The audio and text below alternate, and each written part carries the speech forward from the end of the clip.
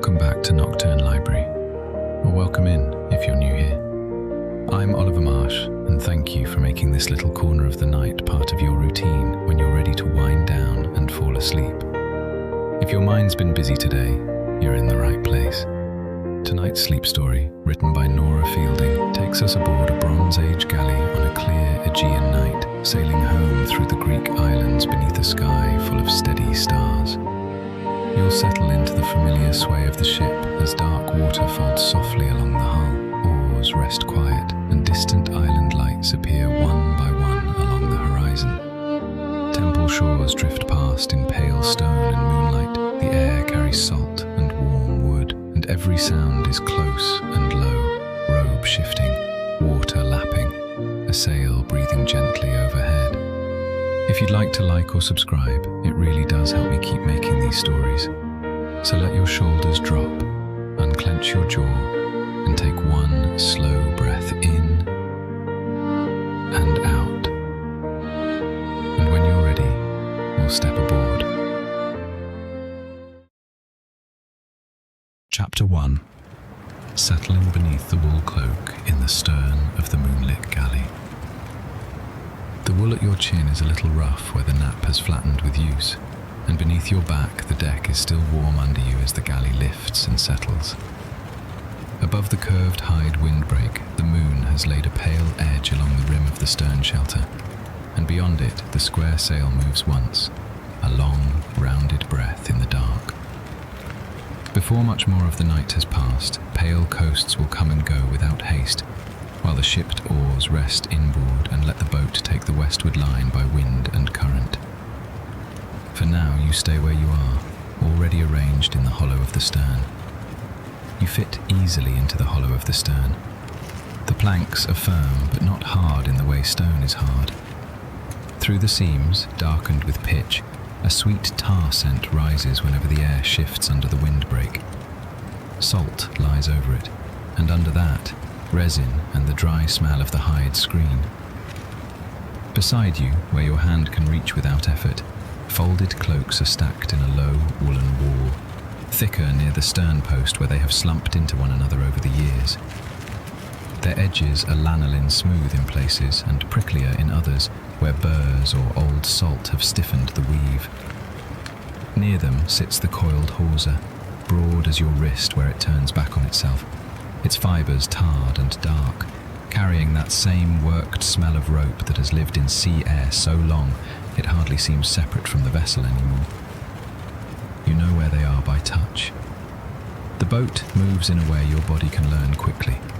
Not a jolt, not a swing, but a measured rise under your shoulder blades, then a level stretch, then the smallest downward easing as the hull enters another fold of water. At first, you notice each part of it. Your neck adjusts against the bundled edge of the cloak beneath your head. One heel settles more comfortably when you let your foot turn outward. Your fingers, which had been half curled against your chest, loosen one by one until your hand lies open on the wool, warmed by your own breath beneath the cloak. Somewhere forward, too far for detail and too near to feel distant, a line gives a brief wooden complaint against a peg, and then is still. The sound does not ask for attention. Another small sound follows, not water striking, only the long brushing run of it along the hull. The oars are shipped for the night, drawn in and resting along the thole pins. The whole galley feels altered by their silence. It is not idle, it is simply given over to another kind of movement. You taste salt at the corner of your mouth where the air has dried there. When you breathe more deeply, the stern shelter keeps the air from moving too quickly across your face. Outside it, the breeze is enough to work the sail. Here, under the hide curve, it reaches you already gentled by leather and wood. The difference is only a little warmer, only a little less exposed, but your body reads the difference at once and settles into it. The sail above answers the night in long intervals. You cannot see all of it from where you lie, only the lower, pale angle when the moon catches the linen, and the shadowed belly of it when it rounds full. It has taken oil and salt for many seasons, and it does not snap or crack. It fills and eases. The mast and yards speak back in low murmurs, timber under strain but not troubled by it, each sound familiar enough that no one aboard needs to mark it aloud. You find yourself listening for the next billow and release, and then, after a little while, you stop waiting for it. A hand appears briefly at the edge of your sight, no more than a darker shape against moonlit hide. Someone near the stern has noticed the corner of your cloak slipping lower. For the space of a breath, cooler air touches the place it had left. Then, without a word, the wool is drawn up an inch, maybe two, and textbook more closely under your shoulder. The motion is practiced and unhurried. It changes very little, and yet at once the warmth gathers better around your chest. The hand withdraws. A footstep sounds once on the planks, then once again farther off, and the stern returns to its previous arrangement of wood, cloth, breath, and water. You do not need to see who it was.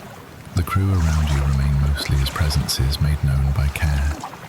A line checked, a tread placed where the boards creak less, a body shifting its weight so that gear does not knock against gear. At this hour, their work is to keep the stern quiet. That is enough to know about them. They are keeping the passage steady. They are keeping the stern as it should be. The moonlight reaches the open deck more fully than it reaches you. From your place beneath the windbreak, the world arrives in portions. A sliver of sky, the lower stars nearest the mast, the pale wash that forms and reforms along the boat's side. And beyond that, the dark silver field of the Aegean. It does not look empty, it looks broad. Distances at night flatten and widen at once, and familiar islands become first a dark shoulder, then a lower line, then only a change in the way the moon lies on the water. You have no need to follow each one. It is enough to know they are there, lying along the route westward. As the planks cool, pine stays sharp and cedar sweeter. The pitch in the seams has darkened nearly black, and if you were to run a fingertip into one groove, you would feel where it rises, slightly proud of the wood in one place, and sinks in another, repaired and renewed as seasons required. This is not a new boat. This hull has crossed these waters enough times to know where it will flex, where it will answer, where it will remain firm beneath you. You shift your shoulder once, only once, and the folded wool under your head receives the change. The movement sends a fresh trace of scent upward from the cloak. Sheep's wool, sun, salt dried into the fibres and lifted again by warmth. Your knees ease lower. The muscles at the back of your neck let go a little more. You had not thought them tight until they changed. Farther aft, near the quarter, there is the faintest leathered knock of the steering oars answering in their crutches. Not from any sharp correction, only from the ordinary life of the stern as the galley keeps her line. Even that small sound is softened by warm wrapping around the loom ends. Nothing aboard is allowed to clatter if use can teach it otherwise. The sea itself keeps the largest rhythm. You feel it first through your back, then through the wool at your ribs, then in the slight shift of pressure behind your knees when the stern rises. If you attend closely, there is also a slower pattern beneath the obvious one, a long gliding course between the smaller lift and dip. That continuation is what begins to draw your thoughts outward, not into plans, not into counting distance, but into the shape of the passage itself. West lies homeward, though not in any urgent sense. The water between here and there is known water. Headlands will pale and recede. Shores with temples on them will pass from memory to sight and back again. A marble face on a slope may catch the moon for a moment and then disappear when the galley changes angle by no more than a breath. The route does not need to be watched closely from where you lie. Others aboard are doing that in the old, practiced way, by star, by wind on the sail, by the set of current under the hull, by those pale coastal marks that tell sailors where one darkness becomes another. You know others are keeping watch. The hide windbreak at your back has its own stored heat, less than the planks, but enough that when your shoulder brushes it you feel a dry warmth rather than the open coolness of the night. The hide has been stretched over curved supports and is smooth in places from handling. Along the upper edge, the moon marks every stitch hole in a pale dotted line before the angle changes and they vanish again. A small settling sound runs through the stern, not even a creak so much as a wooden answer to weight and water. Then all is as before. The sail breathes. The hull passes through the sea. The cloak lies heavier across your middle now that it has been drawn up. The warmth beneath you thins by degrees, but so slowly that your body keeps pace without complaint. You become aware for a moment of how little is required from you here. Not because the night has gone abstract or because the world has fallen away, but because every immediate thing has already been attended to. The cloak is high enough. The planks are warm enough. The stern shelter turns the breeze. The oars are shipped. The sail is carrying. Men wake nearby so that you do not need to. That knowledge does not arrive as a thought you must hold on to. It settles into your limbs more plainly than that. Your jaw unclenches. Your tongue rests lower in your mouth. Your shoulders sink the width of a finger deeper into the folded wall and the heat in the boards beneath. The next rise of the galley meets you there, until the motion begins to seem less like a sequence and more like a single continuous carriage over dark silver water. Above the rim of the windbreak, one narrow star appears between the sail and the mast, then is gone when the linen rounds outward again. The sea brushes past. Tar and salt mingle in the air. The coiled hawser keeps its dark curve beside the stacked cloaks. Under your hand the wool has warmed to your skin, and in the stern of the moonlit galley, with the planks still giving back the last of the day, you lie a little more fully into your place and let the boat carry your weight. Chapter 2. Listening to the sail breathe. Overhead as the oars rest for the night, above you the sail keeps moving in the dark. The linen rounds, then eases. It does not snap or strain. It fills slowly and evenly. You hear the cloth before you think of it as cloth. A low shifting overhead, salt stiff in places, oiled over many seasons, the weave carrying old weather in it. From the hollow of the stern shelter, with the hide at your side cutting the breeze and the warmed planks under your back, you can listen upward without lifting your head. Earlier, before the oars were brought on board, the vessel would have had another pulse in it. The dip and draw, the measured taking of water, the faint run of strain passing through wood and hands together. The thole pins still stand in their rows along the gunwales, and the oars rest against them, salt-dried and dark in the moonlight. But that labour is done for now. The oars are shipped and silent, laid inboard where they no longer touch the sea, and their stillness changes everything. No blade enters, no blade lifts free, no drops fall back in a repeated pattern. The galley glides under what is already there. Wind enough, current enough, the long shape of familiar water opening westward. The sea brushes along the hull uninterrupted, and above that run of water the sail continues its slow billow and release. Somewhere forward, a rope gives a brief, dry creak where tension shifts by a finger's width. Another line answers from nearer the mast, not loudly, only enough to say that weight has moved from one part of the rigging to another. Breeze alone can do that much. The talk among sail, line, yard and mast is low and familiar, timber and fibre speaking in the dark exactly as they should. Beneath all of it, the planks are still warm. Your shoulder blades feel the broad boards under the cloak. The seams between them are dark with pitch, and after sunset, that sweet tar scent has risen more fully, mingling with salt and the faint dry lanolin smell of the wool near your face. If you shift one hand from under the cloak and lay it flat beside you, the deck is not hot now, only gently stored with warmth. Above, the sail rounds again. This time the breeze comes a little fresher. The linen takes on a fuller curve. You hear the cloth draw taut in a broad sweep, and the yard answers with a deeper note. The change runs through the vessel at once. The ropes hum with a touch more life in them. The hull leans a fraction into her line. Water slips faster along the planking with a brighter brushing sound. The stern lifts, then settles into a longer run. Somewhere at the quarter, the steering gear gives a muted wooden note, leather against wood, then goes still again.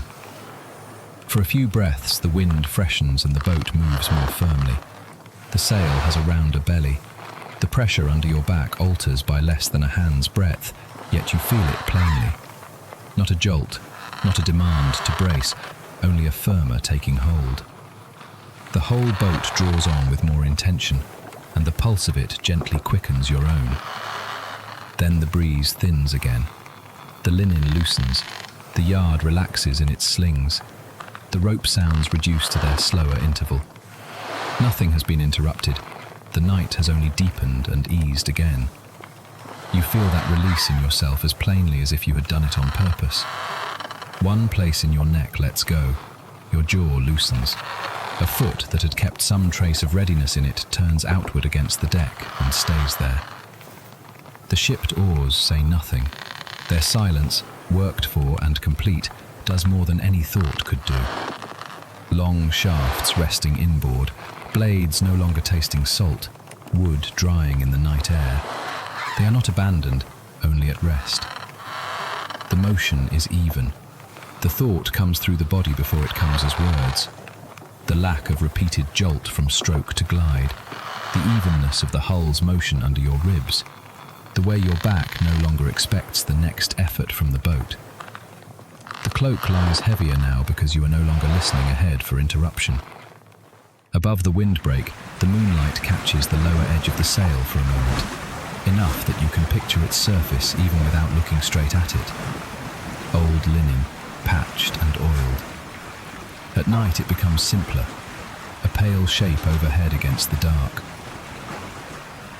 A low footfall passes somewhere beyond the shelter, then another, careful on the planks. The sound is brief and untroubling. Whoever moves does so with the instinct of someone who has crossed a deck at night many times and knows where every peg, coil and bench lies underfoot. There is no speech. After the steps fade, the vessel resumes its fewer sounds. Water at the hull, linen overhead, one line easing against another. You let your attention travel upward again. The mast is out of sight from where you lie unless you lift your head, but you can hear its presence in the way the boat carries the sail. The yard bears across it. The rigging leads down and outward. Each part takes its share. When the wind fills the cloth, the mast gives back a deep wooden note. Not complaint, but answer. Then the note diminishes, and all of it returns to the slower pattern. There is comfort in that exchange. The sea remains dark silver where it catches the moon, though from your place you see it mostly in fragments beyond the stern and over the rim of the hide. A narrow gleam appears, breaks into smaller pieces along the wake, and folds back into black water. Because the oars are out of it, the surface closes smoothly behind the hull. No churn, no scattered flashing drops, just the long passing run of the galley's body through the Aegean and the faint widening line left astern. The islands are out there too, though you do not need to track them now. Pale slopes, temple shores, headlands known by shape and brightness. They can drift in and out of thought without asking to be measured. The route westward continues whether you count it or not. For the moment, it is enough to know that the sailors know it, and that the boat herself knows how to keep moving on such a night. The breeze touches the sail once more, Not stronger this time, only steadier for a little while. The linen fills and remains full. Rope takes the weight. The hull draws on. You feel the change less as motion than as a held fullness before the next release. Above you, cloth and spar continue in their own measured rhythm. Your hand brushes the edge of the cloak near your throat and leaves it there. The wool is rough, but warm from your skin. Beside you, the coiled hawser keeps its shape in the dark, thick and tar-scented. The stacked cloaks make a low bank at your shoulder. The stern shelter remains what it was when you first lay down, only more inhabited by your weight now, more adjusted to the angle of your back and the turn of your head. Another small rope sound comes from forward, then a softer one, then none for a while. It becomes possible to hear how much of the vessel's movement is made of release rather than force. Cloth giving, wood answering, water parting, pressure passing from one thing to another and then easing again. Even the steering at the quarter, when it speaks, does so in short, leather-muted notes. No part of the galley is hurrying, no part of it is idle either. Everything continues in use, but with the labour spread thinly and evenly through sail, current, helmsman's hand, and the shape of the hull itself. The work is spread through the boat, not concentrated in the oars. Nothing is required from you but your weight on the warmed planks, your breath under the wool, your willingness to let the larger motions continue overhead and around you. The oars can remain silent, the benches can remain still. The men forward can keep their watch without being seen. And as it does, billowing and easing, after a while, your breathing falls into the same rhythm. Chapter 3. Warm deck planks, pitch scent, and the quiet murmur of rope and timber. And as that measure settles into you, your attention drifts downward again, from the sail's broad breathing to the place that has been carrying you all along, the worked wood beneath the cloak, beneath your shoulder, beneath the long, easy line of your back. The planks are still warm where they meet you. Through the wool you can feel where one board gives way to the next, the faint ridges at the seams, the boards uneven from use. It is not a polished smoothness, it is better than that. The firmness is used rather than finished, and still the boards lie steady under you. If you shift even a little, just enough to settle one shoulder more comfortably, the deck answers with that minute resistant give of joined timber. Not movement exactly, only the acknowledgement of weight. Pine feels one way, cedar another. One keeps a resinous dryness, the other is smoother. Between them the seams lie dark with pitch, and in one place near your hand, the pitch stands a little proud, a raised lip hardened where it was pressed in and left. Tar and warm wood, salt and the faint animal scent of the hide windbreak behind you, all of it mingles until it becomes the smell of the stern itself. The cloak edge near your throat has picked up that scent too, so have the folded cloaks stacked within reach, and the coiled hawser beside them, heavy and patient in its place. The hide above your head keeps back the larger sweep of the breeze, and leaves this small hollow warmer than the open deck.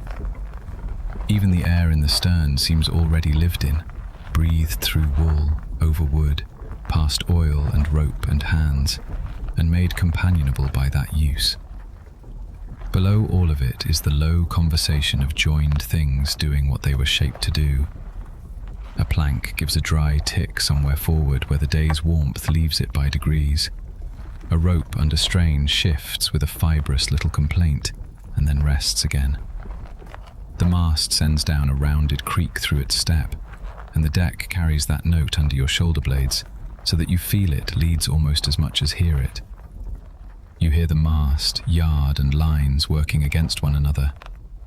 A little wash runs along the hull, close enough that you can hear the water gather under the stern and draw away again.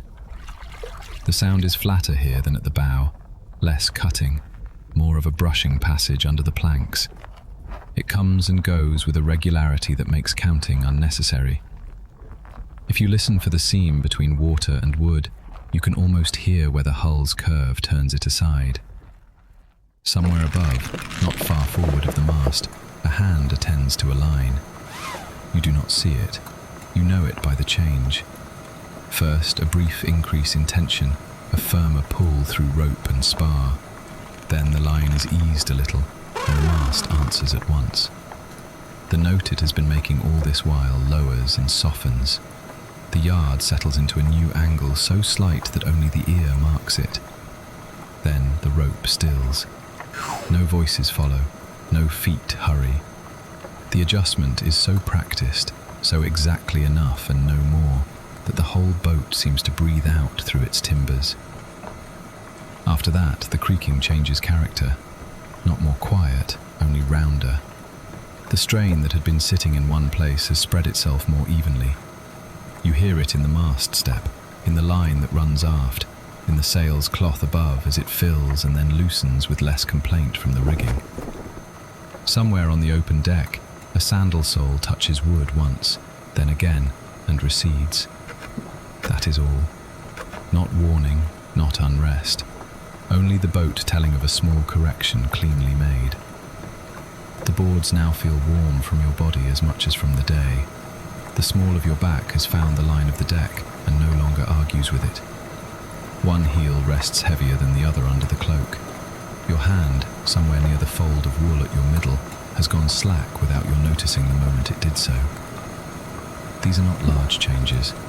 They happen by fractions, as the boat rises a little and settles a little, and your body learns once more that this is a place where it can stop arranging itself. The moon reaches the deck in narrow places only, slipping past the edge of the hide windbreak and catching one seam, one corner of folded wool, a curve of the hawser's upper coil. Most of what you know now, you know by touch and by repetition. The grain beneath the cloth, the firmer ridge of a seam under your shoulder blade, the slight dryness of tar where it has cured in the open air, the way the boards cool more quickly near the outer edge of the stern and keep more warmth toward the centre where the shelter holds it, the difference between the creak of a line taking weight and the deeper wooden note that follows after. These are enough. You remember dimly how different a boat can sound by day. Oars in the locks, sandals crossing, jars set down, a call from one end to the other, sunlight drawing sharper smells from pitch and oil. But that world has folded itself away for now. The oars are shipped and resting inboard along the thole pins. No stroke jars through the hull. No repeated dip and pull interrupts the longer rhythm given by wind and current. Because of that, the wood has room for smaller tones, and you have room to hear them. Another tiny settling passes through the deck, so slight that if you were standing you might not mark it at all. Lying down, you feel it under the length of you. A mild adjustment as the galley meets a new set of ripples and then returns to its old measure. Your ribs shift against the cloak. Your shoulder finds a better hollow in the wool. The back of your neck eases where it had been carrying a little unnecessary effort. You do not decide to relax those places. They simply stop working. The smell of pitch rises again, with cedar under it and the sea laid over both. If you breathe through your nose more deeply, there is also the faint mineral coolness that comes off the water after dark, though the stern shelter keeps most of it from settling on you. It reaches your face and hands first, while your chest and belly remain warm under wool. The contrast is small and pleasant. It makes the cloak feel heavier in a good way, more certain where it lies over you. Above, the sail continues its slow billow and release, but now it seems farther away. Not because it has changed, only because what is nearest has become enough. The deck under your back, the seams under your fingertips if you let your hand wander a little, the hulls brushing contact with the sea, the occasional rounded note from mast or yard, these gather together. The stern feels close and self-contained. You begin to recognize the boat by these contacts alone. Here is the slight firmness where the planks are laid over a beam. Here the more springing section between supports. Here the muffled answer of the stern shelter when the breeze passes outside it. Here the lower, fuller sound that comes up through the hull when a patch of smoother water slides beneath. The galley has its own map, and your body, lying still enough, reads it without effort. Nothing in that map is uncertain. Even the smallest creek arrives where it should, from the place it should, and fades in the way it should. A line takes hold, then rests. A plank ticks as it cools. The mast gives one measured note, and then another much later, as if answering itself. The water brushes along the outside and slips aft. The deck keeps a little warmth. The cloak keeps more. Beside you, the folded wool and the hawser remain where they have been all night, substantial and near. So your attention settles lower still, from the horizon you imagined earlier, from the sail's broad chest above, into the cradle made by timber and repeated care. You are not merely on the boat now, looking out across the sea. You are in it, supported by planks and seams under moonlight and tar scent, and the faint wash of the Aegean along the hull. And because the boat keeps speaking in these small, familiar ways, you do not need to keep watch over any of it. You lie where the wood is warmest, under the wool, inside the curved shelter at the stern, and let each little murmur pass through the dark and through you, one after another, until what remains nearest is the softened mast note, low in the timber under your back. Chapter 4. A drink of olive oil. Air beside the cool amphora in the stern, and because the boat keeps speaking in these small, familiar ways, you do not need to keep watch over any of it. You lie where the wood is warmest, under the wool, inside the curved shelter at the stern, and after a time another comfort begins to gather itself near you, not from motion or timber this time, but from what the boat carries and keeps. Close by your shoulder, beyond the stacked cloaks and beside the coiled hawser, the amphora rests in its place against the inner curve of the shelter. You have known it there without looking. The dark glaze catches almost no light, only a dull, moon-smoothed edge where the neck rises. Its rounded side gives back a little of the night's coolness even here, where the air under the hide stays warmer than the open deck. If your knuckles brushed it, you would feel that difference at once. Warm wool, warm plank, then that earthen chill gathered under glaze. The amphora is cool against the warmer wood and wool. The planks are still warm. Pine and cedar lie broad and steady beneath the cloak, their seams dark with pitch. Above, the sail gives its slow billow and release. Along the side of the galley, the water makes its long, brushing run. Between these larger rhythms, the stern shelter keeps its own smaller climate. Hide, wool, rope, wood, and the faint stored scent of oil from jars and hands and meals long finished before dark. You breathe it in without effort. Salt first, because the sea reaches everything. Then the sweet tar from the seams where the pitch has warmed and begun to give itself to the air after sunset. Then cedar, drier and lighter. Then the thicker note that belongs to the amphora, though it is still sealed. You can smell a little olive oil even before it is opened. At night it grows rounder, richer, mixed with the stern's warmth until it feels less like food than like something kept ready and near at hand. You do not turn to inspect it. The comfort comes partly from not needing to. Around you, everything has a place learned by touch and repetition. The folded cloaks are stacked where a hand can reach them in the dark. The hawser lies in a coil that will not shift unless called for. The shipped oars rest farther forward along the thole pins, out of the water and out of labour, their salt-dried shafts no longer dipping and rising. The steering oars at the quarter answer in their leathered crutches now and then with a muted wooden note. A footstep comes aft, measured enough that the deck scarcely notices. You hear it first through the planks rather than the air, a change in pressure, then the slight answering sound of timber under weight. Someone has come into the stern shelter, moving with the care of a person who already knows where you are lying and has no wish to disturb you. The tread shortens. One board near your hip gives a softer note, then another. He pauses beside the Amphora. You keep your eyes half closed, not from caution, but from comfort. In this part of the night, men move by habit as much as sight. A sailor does not need to fumble among familiar stores, yet even practiced hands take a moment here. You can hear the nearness of him in the held quiet, in the way nothing is brushed or displaced, in the care that chooses where to put weight before the next motion comes. There is a faint touch of sleeve against wool, a breath not your own, then the almost inaudible shift of fingers finding the neck of the jar, testing its steadiness, settling there. Still no hurry.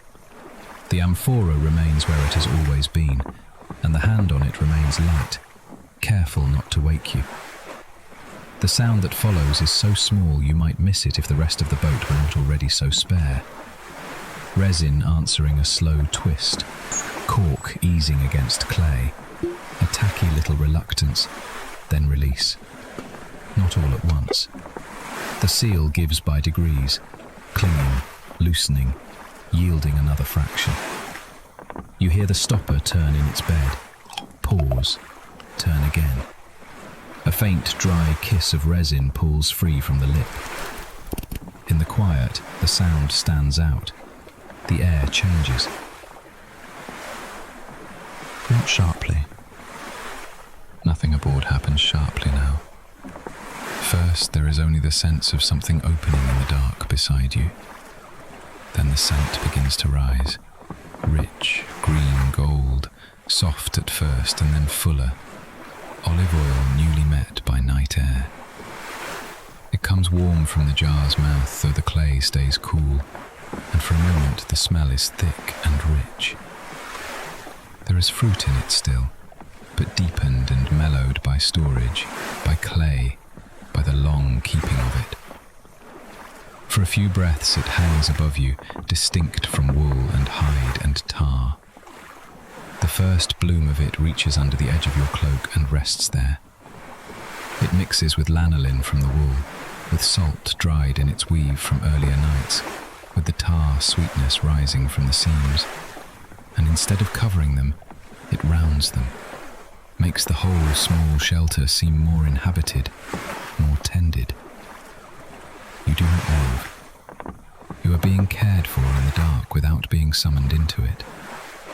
The sailor does whatever small task brought him here. He works with the jar quietly. You do not need to know the exact use. What matters is the manner of it. No clatter of clay on wood, no careless scrape of stopper against lip.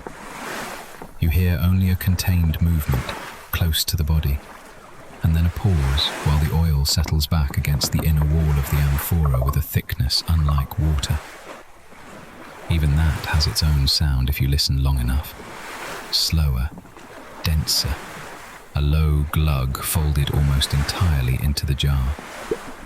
The sailor's sleeve brushes once against the stacked cloaks. The cloth gives a muted rasp, then stills at once, as if the hand has checked itself for your sake. Then the cork is pressed back into the neck. Resin meets clay with a firmer note than before. A thumb smooths, tests, makes certain. You can hear certainty in practiced hands better than in words. The jar is shifted a finger's breadth, perhaps tucked more securely against the shelter's curve, and set down so that its weight settles into the deck without any hard knock. The whole task has taken only moments, yet in those moments the stern has acquired a fuller air.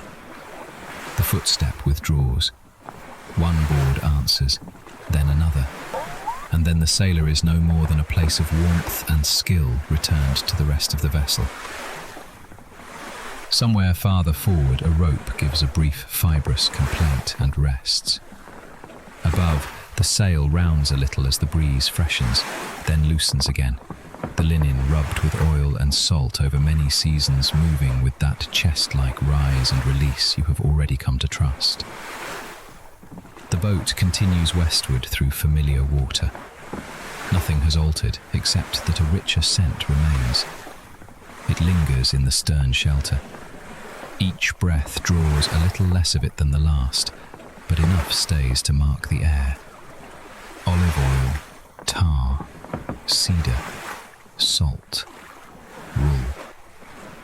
You could sort them one by one if you wished, but after a while they begin to lie over each other. The mind, too, stops separating them so carefully. The smell of the amphora becomes part of the boat's own body, another note in its low speech. You shift one hand under the cloak and feel the grain of the deck through the wool's weight. The planks are not hot now, only deeply warm, and the pitch in the seams has lost the day's softness and set a little firmer, though it still gives off sweetness. Beside your elbow, the folded cloaks form a low wall of thickness and stored lanolin. Beyond them, the amphora sits cool and dark, sealed again, carrying its measured abundance in silence. This, too, belongs to being carried. Not only sail and steering and known headlands, but stores kept sound, tasks done at the proper time, enough kept close for whatever small need comes before dawn. Because the oars are shipped and laid inboard, because no rowers are straining now, these little acts are easier to hear. In daylight, under labour, an unstoppered jar would be only one motion among many. At night it stands out, not as interruption, but as part of the same reduced world that lets you hear the mast answer a line, or the steering loom ease in its lever. The boat has narrowed to what is necessary. Water along the hull, sail overhead, wood under your back, a hand checking stores, a stopper eased and reseated. Each thing enters the dark, does its work, and subsides. The air cools a little beyond the shelter, enough that you can feel the boundary of it along your cheek where the wool does not reach. Inside the cove of hide, warmth stays gathered. The amphora keeps its own coolness within that warmth, a small, dark reserve. You imagine the outer glaze faintly beaded, not wet enough to run, only touched by the difference between enclosed air and the night beyond. Clay has its own patience. It receives heat slowly, gives it slowly, keeps what it is given. So does the deck beneath you. So does wool. So, after a while, do you. Another breath of olive oil reaches you when the boat lifts and settles. The movement stirs the stern shelter just enough to wake the scents in layers. Tar first, then hide, then that rich, stored note from the jar. It is almost enough to make you think of bread, but not quite. There is no hunger in it now, only steadiness. You do not need to name its uses. It is only that it is here, sealed again, and that someone rose in the night to tend it without troubling you. Farther out, beyond the stern, the sea remains dark silver under the moon. You do not need to look to know it. The water tells you by the regular brush along the hull, and by the lift under your back when the galley meets a broader swell and passes over it without effort. The stern shelter answers with its own minute adjustments, a line settling, wool pressing more closely at your shoulder, with the amphora making no sound at all because it has been set down properly. What is secured does not trouble the night. The scent begins to fade by degrees, yet not entirely. Enough remains that if you wake later, or only drift near waking, you will know at once where you are before any thought forms. Not in a stone room, not under a roof beam. Here, in the stern of the galley, under wool, beside the dark jar and the coiled hawser, with the hide windbreak at your back and the sail breathing overhead. The boat keeps moving westward, and the stores move with you, And this too has its comfort. Nothing essential left behind, nothing needed from shore before morning. The sailor who tended the Amphora does not return. The task is finished. Somewhere nearby, though not close enough to trouble your rest, another man keeps his place with the same plain intention as the first, to see that the passage continues evenly. You need not picture faces. Hands are enough. Footsteps are enough. The absence of noise is enough. Care aboard this boat is often heard by what does not happen. No jar rolls, no stopper works loose, no loose line taps and taps at the mast. The night is kept in order by many such prevented things. Under the cloak, your breathing has lengthened without your noticing when it changed. The richer air from the Amphora has folded into the stern's familiar smell until you can no longer separate one from the other, except when the boat shifts and sends a fresh trace your way. The planks remain warm under your shoulder blades and along the backs of your legs. The wool has grown heavier in the pleasant way it does when the body settles more fully beneath it. Above, the sail fills, releases, fills again. And near you, sealed once more in the dark, the Amphora rests in its place, cool-sided and steady, carrying its share of the voyage as the boat carries yours. Chapter 5. The night watch touches mast and sea before taking his place. And near you, sealed once more in the dark, the Amphora rests in its place, cool-sided and steady, carrying its share of the voyage as the boat carries yours. After a while, another footfall comes aft. You remain under the wool cloak, one edge near your chin, one hand somewhere in the fold where warmth has gathered. The deck is still warm beneath you, though less than before, and the hide windbreak at your back cuts the moving air into a milder current. Beside the stacked cloaks, beside the coiled hawser, the stern keeps its familiar order. The sail above rounds and eases. The hull continues its long brushing passage through the water. A rope shifts against wood with that dry, fibrous note you have already begun to know by feel as much as hearing. Later, a different footfall comes aft, not hurried, not searching, but placed with the care of someone who has crossed this same deck in darkness many nights before. You do not lift yourself to look. There is no need. The sounds tell you enough. One step on the warmer planks of the stern, another where the boards answer a little more hollowly, then a pause near the mast where the vessel's speaking gathers, yard, line, and upright timber all giving their low, worked notes to one another. The man of the new watch has come aft to take his place. Even before you see the shape of him against the dimness, you know him by the manner of his movement. Weight set down through the whole foot, no loose gear touched, no jar sent through the hull. The watch changes in this way, with almost nothing to mark it. No call passed loudly across the benches, no flare of lamp, no interruption to the westward line of the boat. One watch replaces another, that is all. Yet from where you lie, beneath wool and moonlight and the hide's curved shelter, the change reaches you as surely as if a hand had adjusted the cloak once more. Another man settles near the mast. You hear the slight damp sound first, fingertips freshly wet from the sea. Then the brief touch against the mast itself, skin to wood. Not a knock, not a tap for luck. Only the lightest contact, as familiar as laying a palm on a doorpost when passing through. The mast stands thick and dark above you, salt-rubbed and oil-kept, and for one moment that old timber receives the touch of the new watch. After that comes the second part, always following, never omitted. A shift of stance, the scrape of a sole no louder than a palm crossing cloth. Then the lean toward the quarter where the sea runs nearest the stern. You hear the fingers meet the water.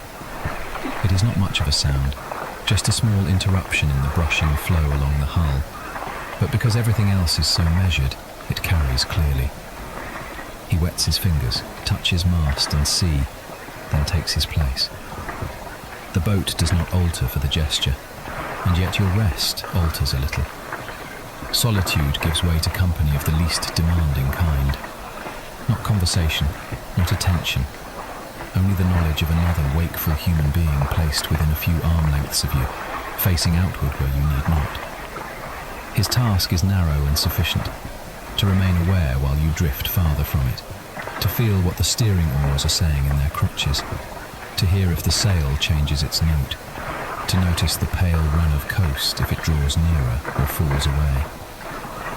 He settles down with the same economy he used in crossing the deck, wool against wood. Perhaps a folded cloak under one hip, perhaps his back against the curved hide where the stern gives shelter from the breeze. You hear the small exhale of a man lowering himself after standing, and then the tiny answering sounds of the vessel receiving him. The plank's mild complaint, the hawser's outer coil shifting by a finger's width, one wooden peg somewhere taking the change in weight and then resting again. Above, the sail gives another long billow and release. The mast and yard answer in their old way, not loudly, but with enough difference from one breath of wind to the next that you can tell when the cloth is full and when it softens. Now another layer settles into place, the pattern of the watch, the human rhythm that moves around and above your resting without disturbing it.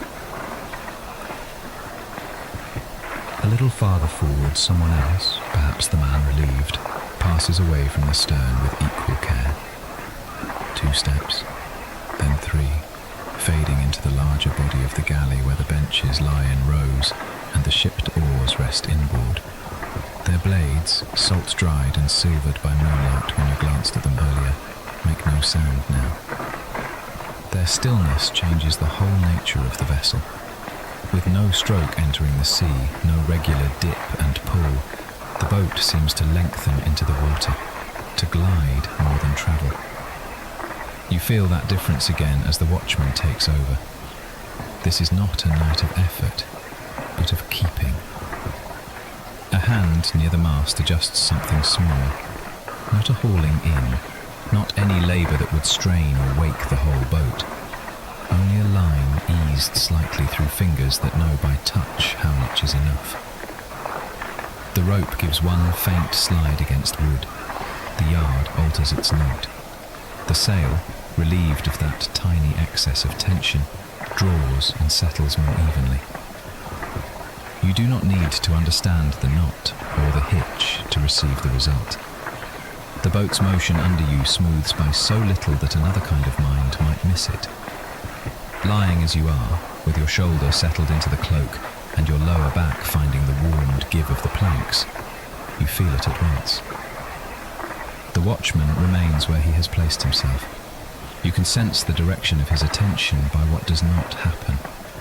No repeated shifting, no restless clearing of throat, no unnecessary handling of gear. He is not guarding against a threat. He is accompanying a passage already in good order. From time to time, his weight changes from one side to the other, and the leather wrapping on the steering oars answers with a muted wooden note in its crutch. That is enough to tell you that the quarter is being minded. The sea at the stern has its own repeating work. It runs along the hull in a dark, brushing line, then loosens into a smaller wash where the planking narrows aft. Sometimes a little hollow forms and fills beside the stern post.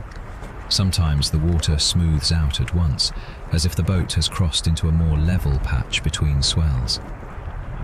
Tonight the swells are hardly more than long thoughts in the water. They lift you, lower you, lift you again, each one broad enough that your body receives it before your mind has named it. The watchman's presence changes none of that. It simply lets you release the need to attend so closely. You think, not in words exactly, but in the old bodily way, that many nights must have passed like this.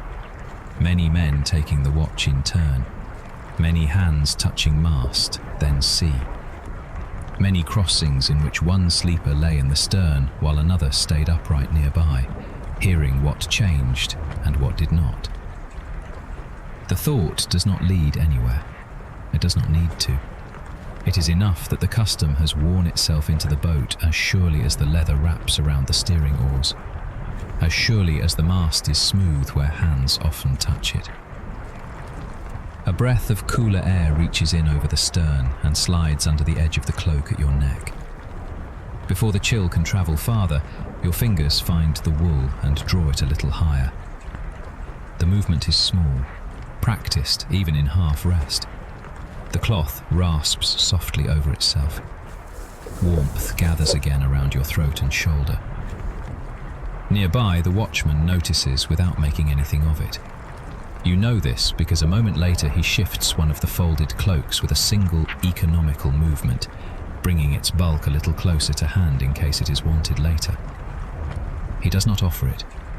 He does not speak. He only leaves the comfort nearer. The moon has moved enough that its light reaches the stern at a different angle now. Not brighter, only changed. The hide windbreak catches it on one curved edge, and the mast takes a pale strip along one side where the wood has been handled smooth. Beyond that, the sea remains dark silver. Farther out, where the islands lie as low masses against the sky, there may be a temple shore or a pale headland. But from your place under the cloak, those things matter less than they did earlier. The route is being kept by people who know it. The landmarks can remain where they are, appearing and receding in their own time. What comes nearest is the living structure of the boat and the man sharing the stern with you. Once his damp fingers touched mast and sea. Now his hands rest, or one does, while the other perhaps lies near a line or on the leathered loom at the quarter. Once in a while he leans, scarcely at all, and the steering oar answers. Once in a while the mast gives a rounded creak overhead and he glances up, though you do not see the glance, only feel the attention shift in the same way you can feel when someone in a room has turned toward a sound. Then all resumes its settled order. You begin to trust his wakefulness, the way you trust the pitch between the deck seams, not because you inspect it, but because it has already done its work so many times. The trust is practical. The sail breathes, the water brushes by. The stern remains warmer than the open deck. The Amphora stays cool in the dark. The shipped oars lie still. Nearby, one man remains awake and content to remain awake, and that is enough. You lie more heavily now, not from weariness alone, but because another portion of attention has been set down. The stern shelter seems a little deeper for being shared this way. The coiled hawser at your side remains where it was. The stacked cloaks keep their shape in the dark. The hide at your back curves around the space as it did before. Yet, with the watchman settled near the mast, the place changes from a resting hollow into something tended. Chapter 6. A hooded bronze lamp and the return of darkness. Over the water and under the wool cloak on the warm planks of the stern, with the mast murmuring above and the sea moving past just beyond the quarter, you let that nearness enter your rest, until the boat carries both your sleep and his wakefulness together into the next stretch of night. For a while, nothing changes in any way that asks to be marked. The stern remains the same familiar hollow beneath the curved hide, warmer than the open deck by a little, enough for your skin to know the difference where the cloak has slipped from your cheek. The folded cloaks are still stacked by your shoulder. The hawser keeps its round, coiled shape beside them. Beneath your back, the pine and cedar planks are still warm, and from the pitch-dark seams there still rises that sweet tar smell that belongs to sunset and the first half of night. The watchman is near, though you do not need to look toward him to keep account of that. His presence reaches you in smaller ways than sight. Once, the wood gives the least answer to a shift of weight. Once, leather brushes wood where one of the steering oars settles more fully in its crutch. Above, the sail rounds and loosens again, its linen oiled and stiff at the seams, breathing out and in with the breeze. Your eyes have adjusted. Moonlight still lays a pale skin over the sea beyond the quarter, and where the hide windbreak curves overhead, it leaves a lower hollow around you, not black, but brown and silver and dimly warm. Your eyes no longer search much. They rest where they happen to rest. A knot in the plank, the edge of a folded cloak, the faint line where the stern post rises, the loom end of the nearer steering oar, wrapped in leather so the wood answers without complaint. Then a hand moves in the dark, and because the movement is practiced, it carries no disturbance with it. You hear first the smallest touch of bronze against wood, then the dry whisper of fingers finding what they know by habit. He takes up the hooded lamp. The watchman does not hurry. He turns slightly away from the wind that comes over the quarter. There is a pause while flint or ember meets the wick. Then, all at once, yet still modestly, a point of amber appears under the hood. It is a small thing, this light, and because of that it seems to show only what is nearest and truest. The bronze lip glows first, then the edge of his thumb, then the curve of the hood itself where it throws the flame downward and spares it from the night air. The wick catches more fully. For a breath or two the smell of flax and smoke rises clear and new among the older scents of salt, tar, cedar, wool and olive oil. You do not lift yourself. You remain where you are, looking from the shelter of the cloak while the stern comes briefly into view. The folded cloaks beside you become wool again instead of only shape. One corner turned back to reveal a softer nap beneath. The hawser's fingered catches light on its twisted ridges, pale where it has chafed. The deck planks too change under this brief amber. Their pine and cedar no longer merge into one broad warmth, but separate into grain and seam. You know these things without needing to think of them, and seeing them again for a moment does not wake you. It steadies you further, as a familiar room does when a coal is stirred and the walls show themselves. The watchman bends over some small task near the quarter. Perhaps a line end is being checked where it lies against a peg. Perhaps the leather wrapping on the steering oar's loom has shifted and needs a hand's breadth set right. Whatever it is, it belongs to the kind of work done before wear can become trouble, the kind that leaves no mark except continued ease.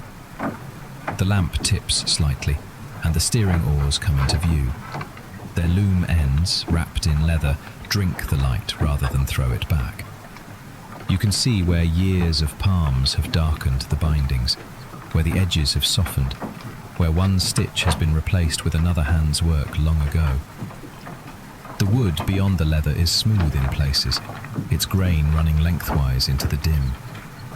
In their crutches the oars stand patient and almost still, answering the sea with motions so slight they seem less like movement than agreement. A touch at one loom, a small settling note from the other, and the galley keeps her line westward. The lamp's hood throws a crescent of brightness across the stern post and a little way along the deck. Outside that narrow reach, moonlight remains on the water, cooler and flatter, and beyond that, the sea goes on in dark silver. The contrast is not sharp. It is more like moving your hand from sun-warmed stone into shade. One temperature, then another, both belonging to the same place. You smell the wick more clearly now, a dry thread smell under the smoke, and beneath it the faint richness that lingers whenever the amphora has been opened earlier in the night. Olive oil, resin, wool, hide, tar, salt. The stern keeps these scents close together. They do not crowd one another. They lie in layers, and your breath moves through them without effort. A line gives a little overhead. The mast answers with that rounded wooden note you have come to know. Not strain, but settled weight adjusting itself by a fraction. The sail, unseen now beyond the lamp's hooded glow, fills more deeply for a moment. You can hear the cloth thicken with air, then ease back. The shipped oars further forward remain where they were laid inboard along the thole pins, salt-dried and silent, and their silence changes the whole boat. No dip, no draw, no run of blades through water. only wind and current and the small guidance at the quarter. The watchman's hand moves again. Bronze winks against his knuckles. He has all the light he needs and no more than that. You find yourself noticing how little is required on a night like this for things to be kept in order. One hand on wood, one glance at a fastening, one hooded flame, one man awake while another lies beneath wool and lets the planks bear him. The task finishes without announcement. You know it only because the watchman's hand stills, then rests for a moment on wood. The lamp remains lit for another few breaths. In that pause, you see one more detail. The bronze has darkened in patches from many nights of smoke. But where fingers grip it most often, it is brighter where it is often handled. It is an old thing, kept because it does what is needed and no more. Then he lowers the hood further. At once the flame shrinks, not gone yet, but gentled into a smaller amber bead. The flax smoke scent freshens as the wick is pinched of air. The bronze rim glows once, then dulls. The steering oars lose their leather sheen. The seams in the planks stop shining. Wool returns to folded shadow. The curve of the hide windbreak remains for a moment as a darker shape against moonlight. Then it too recedes.